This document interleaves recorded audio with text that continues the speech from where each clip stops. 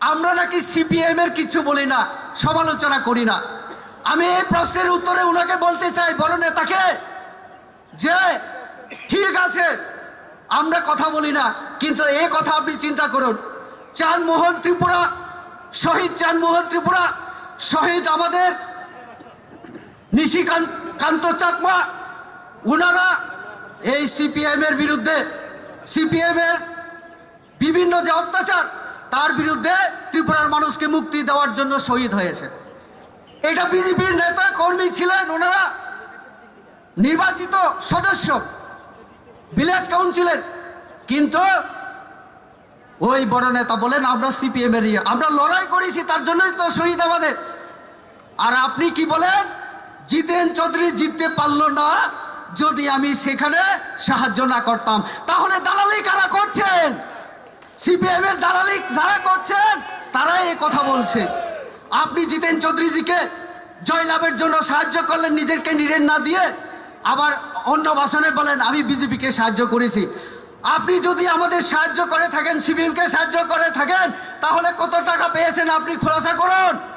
এই দালালি বন্ধ করুন। আপনারা জনজাতিদের এইভাবে বিভিন্নভাবে আপনারা ভুল বুঝাবেন না।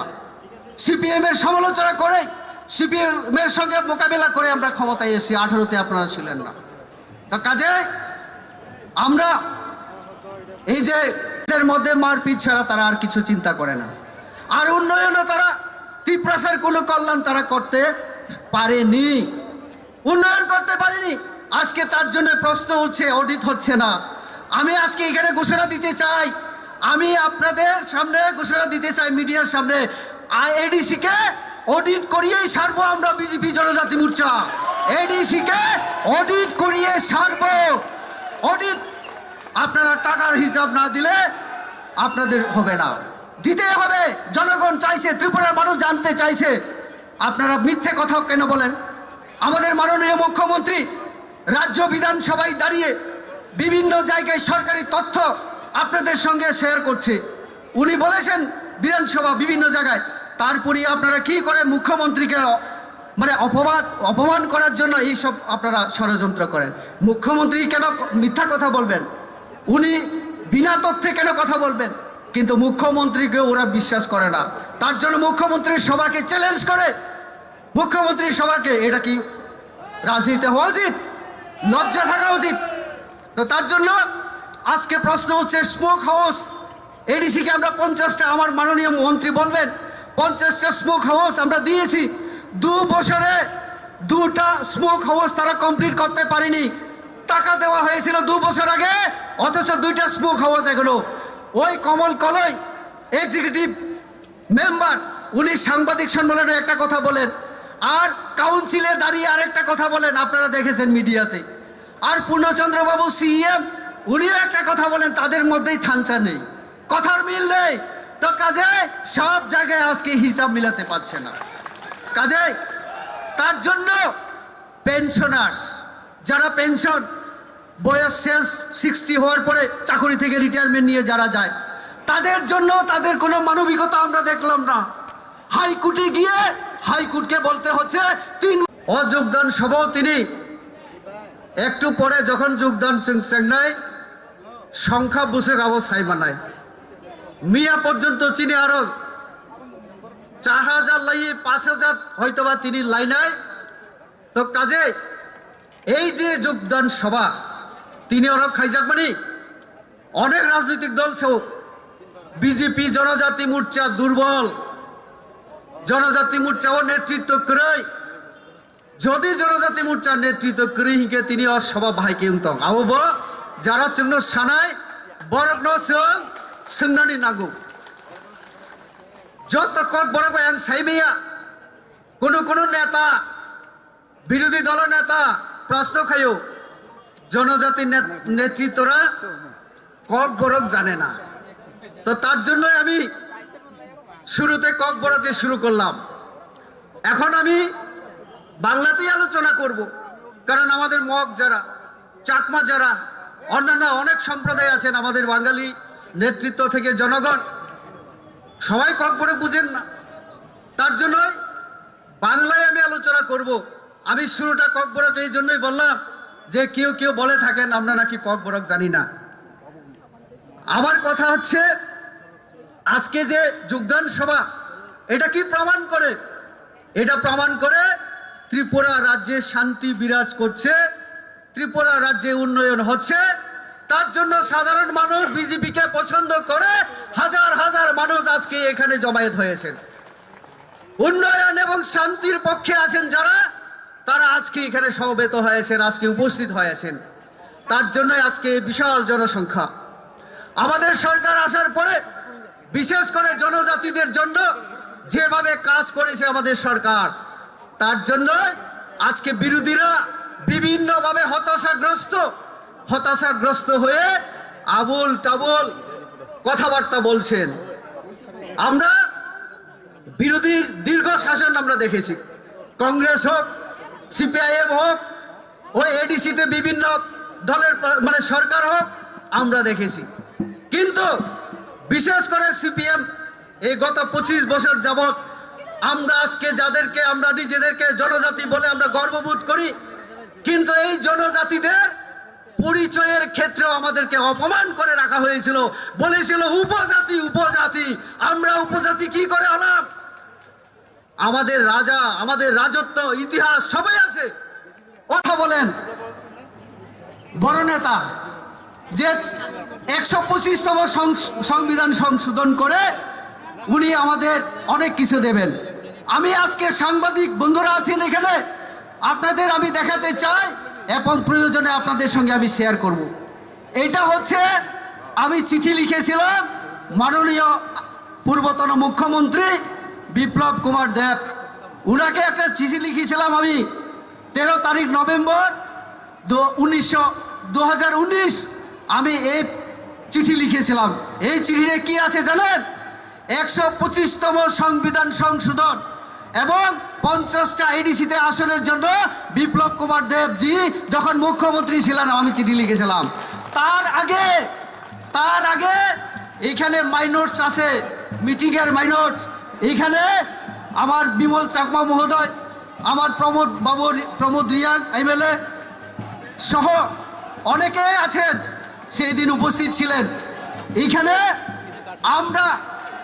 আমি আমার এমপি আমি যখন ছিলাম সেই সময় 19টা জনজাতি সম্প্রদায়কে আমি আহ্বান করেছিলাম এবং আমাদের ভগৎ সিং ইয়ট হোস্টেলে 13 তারিখ নভেম্বর আমরা 19টা সম্প্রদায়কে নিয়ে বৈঠক করে সেখানে প্রথম এই এডিসি আমাদের স্বশাসিত জেলা পরিষদের ক্ষমতায়ন এবং 125তম সংবিধান সংশোধনের জন্য আমরা প্রস্তাব উত্থাপন করেছিলাম। এই দল আজকে যারা বলছে তারাই শুধু 125তম ত্রিপুরার জন্য কাজ করে। আমি তাদেরকে বলবো যে এই দলের জন্ম তখন হয়নি। আমরা যখন এডিসি উন্নয়নের জন্য চিন্তা করেছিলাম তারা তখন এই দলের জন্মই হয়নি। আমি আজকে তার জন্য বলবো যে দল ওই এডিসিতে ক্ষমতায় আছে, বিভিন্ন কথা বলে ক্ষমতায় এসছে, তাদের এই যে 6 সিট পার্লামেন্টে আমি দাঁড়িয়ে 50টা সিট, আমাকে আমার দলের অনেক নেতৃত্বই প্রশ্ন করেছিল সেই সময় যে কেন 50টা সিট, 30 থেকে 50টা কেন হবে? আমি তাদেরকে ব্যাখ্যা করে বলেছিলাম যে আমাদের এডিসিতে একটা আসনে এখন 32 থেকে 40 হাজার আমাদের ভোটার আছে, অথচ আমাদের কার্বি আংলং, আমাদের বড়ুল্যান্ড অথবা চাকমা অটোনমাস ডিস্ট্রিক্ট কাউন্সিল এই সমস্ত জায়গায় আমরা যদি দেখি মাত্র 18 থেকে 20 হাজার ভোটার হলে একজন এমডিসি সেখানে তার যে কনস্টিটিউয়েন্সি তার সীমানা নির্ধারণ করা হয়েছিল। তো যেহেতু লোক সংখ্যা বেশি তার জন্য আমি প্রস্তাব লোকসভায় আমি তুলেছিলাম 50টা করা হোক, যাতে আমাদের মধ্যে অনেক সম্প্রদায় আছেন মাত্র 5,000 10,000 তাদের থেকেও আমরা যাতে প্রতিনিধি পাঠাতে পারি। তো আজকে বিজেপি মন্ত্রিসভায় আমরা সেই প্রস্তাব সেটা অনুমোদন করে আমাদের মন্ত্রিসভা কেন্দ্রের কাছে পাঠিয়ে রাখা হয়েছে। সেটা হলে এডিসি আগামী দিনে ক্ষমতায়ন হবে, আর্থিকভাবে লাভবান হবে এবং এডিসির উন্নয়ন হবে। তাদেরকে বন্ধ করার দরকার। 7% আরো যোগ হবে, তার সঙ্গে লজ্জা থাকা দরকার। আমরা এই প্রশ্ন করতে পারি না জনগণের হয়ে? এই প্রশ্ন করলে কি আমি অন্যায় হয়ে যায়, বিজেপি অন্যায় হয়ে যায়? তার জন্য কি আপনারা এডিসিতে ঘুষনে নেহি দুঙ্গা এ কথা বলতে পারেন? এটা গণতান্ত্রিক, আমরা হিসাব চাই। তো কাজে জুনিয়র ইঞ্জিনিয়ার প্রমোশনের ক্ষেত্রে 17 জন জুনিয়র ইঞ্জিনিয়ারকে কিভাবে প্রমোশন দিয়েছে সিনিয়রকে দিগিয়ে, সেটাও আমাদের সবার সামনে আসে। তো কাজে এই সমস্ত কথা যখন জনগণ জিজ্ঞেস করতে চাইছে, বলছে বিজেপির যোগদান সবাই মত যাও, কারণ সত্য বেরিয়ে আসছে, এই সত্যকে দামাচাপা দেওয়ার জন্য এই সব আশ্রয় ধমকি দেওয়া হচ্ছে বলে আমরা কংগ্রেসের বিরুদ্ধে কিছু বলি না। তাদের অভিযোগ, কংগ্রেসে ফ্ল্যাগ নিয়ে কংগ্রেস ভবনে কে যায়? কে যায়? কংগ্রেস ভবনে ফ্ল্যাগ দেওয়ার জন্য ওনাকে যেতে হয়? আমার কর্মীকে পাঠিয়ে দিলেই তো হয়, ড্রাইভারকে দিয়ে গাড়িতে করে পাঠালেও তো হয়। আসলে 2 নৌকা না 3 নৌকায় পা দিয়ে রাখা, 3 নৌকায় পা দিয়ে রাখা, এবং কর্মীদেরকে বলে রেখেছেন आप लोग रेडी रहना, कभी भी हम लोग कांग्रेस में जा सकता हो। ये क्या है भाई, ये क्या है? আর যে কথা ত্রিপুরার মানুষ জানতে চায়, গ্রেটার ত্রিপুরাল্যান্ড, এই শব্দ আমরা এগ্রিমেন্টেও দেখলাম না, 2023-এর চুক্তি এই যে ম্যানিফেস্টোতেও দেখলাম না। তাহলে আবার আপনারা কি করে বলেন 5 সাল মে नहीं होगा तो 10 साल में होगा, कभी ना कभी होगा। এটা ওই মার্ক্সবাদীদের মতো সাম্যবাদ হবে হবে বলে অসাম্য তৈরি করে যেভাবে শোষণ করার চেষ্টা করেছিল, এটাও এরকম একটা বাহানা, এটাও এরকমই বাহানা। তো কাজেই কংগ্রেস, উনি রাগ করবেন না হলে একটু বলি, কংগ্রেসের আশিস সাহারা এখন দিল্লিতে গেছেন কেন কি জানেন? ত্রিপুরা রাজ্যের মানুষের স্বার্থে কথা বলার জন্য না, রেলের উন্নয়ন, রাস্তার উন্নয়ন, আরো বেশি দাবি আনা তার জন্য না।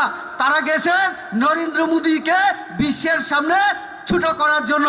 নরেন্দ্র মোদী নাকি ভোট চুরি করেন, বিজেপি নাকি ভোট চুরি করি। আমরা এই কথা তো বলতে পারি চুরি করি, কিন্তু কি চুরি করি? মানুষের মন চুরি করি, মানুষের হৃদয় আমরা জয় করি। নরেন্দ্র মোদী জয় করে বিহার দেখিয়ে দিয়েছেন।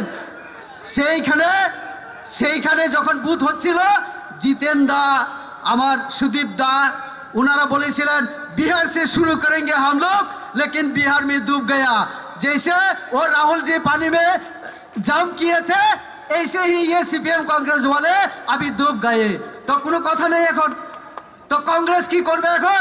বুথ চুরি যদি কেউ করে থাকেন, তাহলে জওহরলাল নেহেরু 3টা বুথ পেয়ে প্রধানমন্ত্রী হলেন, 27টি বুথ পেয়ে আমাদের প্যাটেল প্রধানমন্ত্রী হতে পারেননি। এটা ছিল বুথ চুরি। কংগ্রেসের সবাই ইন্দিরা গান্ধী 75-এর মধ্যে উনাকে সুপ্রিম কোর্টের রায় কেন দেওয়া হয়েছে? প্রধানমন্ত্রী হিসাবে পার্লামেন্টে ভোটিং করতে পারবেন না, ভোটে দাঁড়াতে পারবেন না। তিনি বেআইনিভাবে জয়লাভ করেছিলেন ভোট চুরি করে। এইটা আমার সুদীপ দা তাদের মনে রাখা দরকার। কংগ্রেস ভোট চুরি করেছিল, বিজেপি নয়। আর সোনিয়া গান্ধীজি আপনাদের বর্তমানে সুপ্রিম লিডার। সোনিয়া গান্ধী 83-র আগে বিয়ে হয়েছিলেন। যারা উপজাতি বলে ওই সিপিএম এর, তারা কংগ্রেসের, তারাই বেশিরভাগ উপজাতি আমাদের এখনো বলে। এখনো উপজাতি গণমুক্তি পরিষদ থেকে মুক্তি পেতে পারেনি সিপিএম রা। এখান থেকে মুক্তি আমাদের দরকার। এই যে উপজাতি থেকে আজকে আমরা জনজাতি নামকরণের মাধ্যমে এখান থেকে 60 জন কৃতি সন্তান, বিভিন্ন সম্প্রদায়ের থাঙ্গা দাল্লম থেকে শুরু করে সত্যরাম রিয়ান থেকে শুরু করে আমরা 60 জনকে দিল্লিতে পুরস্কারের মাধ্যমে জনজাতিদের সম্মান দেখানোর কাজটা আমরাই করেছি। এটা কেউ করেনি, কোনো সরকার, কোনো দল করেনি, চিন্তাও করেনি। এই কাজটা আমরা করেছি। আজকে রিসা এখানে অনেকে পড়ে এসছেন। রিসা আজকে যেভাবে সারা বিশ্ব তার পরিচিতি লাভ করেছে, আমাদের সরকার আসার পরে এই রিসার পরিচিতিও আজকে আরেকটা গর্ব করার বিষয়। আমাদের ইতিহাস, আমাদের এই ত্রিপুরা রাজ্যে রাজা, রাজত্ব, রাজ পরিবার এবং আমাদের জনজাতিদের একটা দীর্ঘদিনের ইতিহাস, হাজারো বছরের ইতিহাস। এই ইতিহাসকে মুছে দিয়েছিল আমাদের বিরোধী সেই সিপিএম কংগ্রেস যখন শাসনে ছিল, তারা মুছে দিয়েছিল। আমরা আসার পরে মহারাজা বীর বিক্রম, যিনি সবার জন্য কাজ করেছিলেন, আজকে আমাদের যে নরেন্দ্র মোদীজির যে স্লোগান সবকা সাথ সবকা বিকাশ, সকলের জন্য সরকারের নীতি পলিসি প্রকল্প হওয়া উচিত, এই কথা সেই সময় রাজ আমলে যদি কেউ বলে থাকেন তাহলে মহারাজা বীর বিক্রম। ওই কংগ্রেসের সময় মহারাজা বীর বিক্রমের পরিবারের অনেকজন মন্ত্রী হয়েছিলেন, এমপি হয়েছিলেন, তারাও কিন্তু মহারাজা বীর বিক্রমের সম্মান দেওয়ার জন্য, সম্মান করার জন্য চিন্তা করেনি, যেটা আমাদের বিজেপি সরকার আসার পরে আমরা করেছি। মহারাজার মূর্তি স্থাপন, মহারাজার নামে ছুটি ঘোষণা, আজকে যেভাবে মহারাজার নামে রাজনীতি হচ্ছে, সেই সময় কিন্তু মহারাজাকে নিয়ে কেউ চিন্তা করেনি। এমনকি ওই পরিবারের সন্তানরা, পুত্রবধূরা এই কথা চিন্তা করেনি। মন্ত্রী ছিলেন, এমপি হয়েছিলেন, সে যে কাজটা তারা করেনি, আমাদের বিজেপি আসার পরে এই কাজটা আমরা করেছি। আবার তারা জিজ্ঞেস করে বিজেপি জনজাতির জন্য, ত্রিপুরার জন্য কিছু করে না। এই যে কাজ করছি, এটা কি জনজাতির জন্য না? এটা সবটাই জনজাতির জন্য। আমরা আজকে আমি বলি আপনাদের, আজকে আমাদের ক্রীড় বিক্রম কিশোরজির জন্মদিন। ওনাকে যদি আমি অন্যভাবে বলি, মহারাজা হিসাবে আমি ওনাকে সম্মান করি। আমি কয়েকদিন আগে একটা কথা বলেছিলাম যে ক্রীড় বিক্রমজি উনি কংগ্রেসের এমপি ছিলেন, কংগ্রেসের তিনবারের 15 বছর যদি আমাদের জন্য, আমাদের শিক্ষা, সংস্কৃতি, ভাষা, সামাজিক বিকাশ, অর্থনৈতিক বিকাশ এই সব নিয়ে যদি কথা বলতেন, কংগ্রেসের সময় ইন্দিরা গান্ধী ওনার কথা শুনতেন, রাজীব গান্ধীদের সময় যদি এই কথা বলতেন, তাহলে আজকে জনজাতিদের সমস্যা আমাদের থাকে না। কিন্তু কংগ্রেসের নীতির কারণে, কংগ্রেসের চিন্তাধারায় আমাদের জনজাতি বিরোধী হওয়ার কারণে ক্রীড় বিক্রম কিশোরজি কিন্তু কংগ্রেসের এমপি হিসাবে কিছুই করতে পারেননি। এই কথা যদি আমি বলি, তাহলে অন্যায় কোথায়? আমাকে আক্রমণ করা হয় বলে রেবতী রাজ পরিবারকে সব সময় আক্রমণ করে, আমি আক্রমণ করি না, ইতিহাস কথা বলে, আমি এটাকেই শুধু স্মরণ করাই, ইতিহাস কথা বলে। তার জন্য আমি এই সব কথা বলেছি। আমাদের বিরোধী দলের অনেক বড় নেতা, আমি তো শর্টম্যান, আমরা তো ছোটা মোটা লিডার হু না, তো ইসিলিয়ে মানে আমাদের কেউ গুরুত্ব দেয় না, দিতে চায় না, বলে আরে ইনকা বাত কো ছোড়ো না, ইতনা ইম্পর্টেন্স মত দো। আমাদের বিভিন্ন সাধারণ সম্পাদক ঠিক কথাই বলেছেন, আমরা যদি এত ছোট নেতা হয়ে থাকি, আমাদের কথায় পাহাড় গরম করার কি দরকার আছে বাবা? কি দরকার আছে? কোনো দরকার নেই, কোনো দরকার নেই। আজকে তারা একটা দলের নামে 5 বছর এডিসিতে আমাদের নানা ভুল বুঝিয়ে একবার সুযোগ দাও, তাহলে আমরা দেখাবো। এই কথা বলে, গ্রেটার ত্রিপুরাল্যান্ডের কথা বলে, ট্রান্সপারেন্ট গভর্নমেন্টের কথা বলে, স্বচ্ছ প্রশাসনের কথা বলে ত্রিপুরা সাথে ঠকিয়ে ক্ষমতায় এসছেন। ক্ষমতায় আসার পরে এখন আর সেই কথা বলার মতো সুযোগ নেই, পরিবেশ নেই। জনজাতিরা বুঝে গেছেন, তার জন্য বইয়ে এখন ওই নামটাই এখন পাল্টে ফেলার চেষ্টা করছেন, পরিকল্পনা চলছে। হয়তোবা এই কথা চিন্তা করে আমাদের সাধারণ সম্পাদক বিপিন বলেছিল যে 2026-এ এই দলটাই থাকবে না। ঠিক কথাই বলেছেন, ত্রিপুরা মথা নাম থাকছে না আগামী দিনে। সেই দিন 27 নভেম্বর কি নাম দিয়ে মানে সভা করেছিল? One north east. One north east বলে বিজেপিরা কেন ওয়ান নর্থ ইস্টের বিরোধিতা করে? আমরা বিরোধিতা করি না। আমি আজকে এই সবার মাধ্যমে, এই মঞ্চ থেকে তাদের কাছে একটা অনুরোধ, আহ্বান করতে চাই। আমরা যারা বিজেপি করি, জনজাতি মোর্চা হোক, সবাই আমরা বলি এক ভারতের কথা।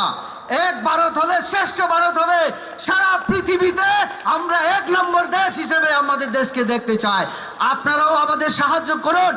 শুধু নর্থ ইস্ট, আমরা তো নর্থ ইস্ট না, পুরো ভারতবর্ষ নিয়ে ভাবছি। তো এই নর্থ ইস্টেই শুধু জনজাতি আছে তা না। জনজাতি শব্দ অটল বিহারীর দেওয়া, তাহলে ওই আমার লাদাখের মধ্যে, লাদাখে জনজাতি আছে, আবার তামিলনাড়ু, কর্ণাটকে, অন্ধ্রপ্রদেশে প্রচুর জনজাতি আছে। তো তাদেরকেও তো আমার ভাবতে হবে। তো তাহলে ভারতবর্ষের এই 10-12 কোটি জনজাতির উন্নয়ন করতে গেলে এক ভারত নিয়ে ভাবতে হবে, শুধু একটা অঞ্চল নর্থ ইস্ট নিয়ে ভাবলে হবে না। নর্থ ইস্টকে নিয়ে এই যে কথাবার্তা, এটাও আমাদের মোদিজি আসার পরে, মোদিজি যখন প্রধানমন্ত্রী হিসাবে প্রায় 100 বার এই অঞ্চলে সফর করলেন, উন্নয়ন প্রকল্প ঘোষণা করলেন, যাওয়ার জন্য সড়ক ব্যবস্থা, রেল ব্যবস্থা, বিমান ব্যবস্থা করে দিলেন। আমাদের এখানে যে হীরার কথা বলেছিলেন, আজকে ওই শিলং থেকে, মেঘালয় থেকে কংগ্রেস সাংমাজি 40 মিনিটে ত্রিপুরায় এসে ভাষণ দিয়ে চলে যান। এটাও আমাদের কল্যাণে। আগে কোথায় ছিল তারা? এতদিন কেন আসেনি ত্রিপুরা রাজ্যে এই ত্রিপ্রাসাদের জন্য? কংগ্রেসের সময়, সিপিএমের সময় যোগাযোগ বিচ্ছিন্ন ছিল, আমাদের গাড়ি আসতে পারতো না, খাবারের চালের বস্তা আসতে পারতো না। সেই সময় কোথায় ছিল তাদের চিন্তা ভাবনা? তো কাজেই এটা হচ্ছে রাজনৈতিক ষড়যন্ত্র। আমি বলবো যে এই যে এক ভারতের জন্য আপনারাও আসুন, আপনারা তো এমনিতেই আমাদের সঙ্গে আছেন এখন সরকারের মধ্যে, তো আরেকটু সহযোগিতা করুন। এক ভারত এবং জনজাতিকে নিয়ে আমরা সবাই ভাবি। একটা কথা বড় নেতাদের অভিযোগ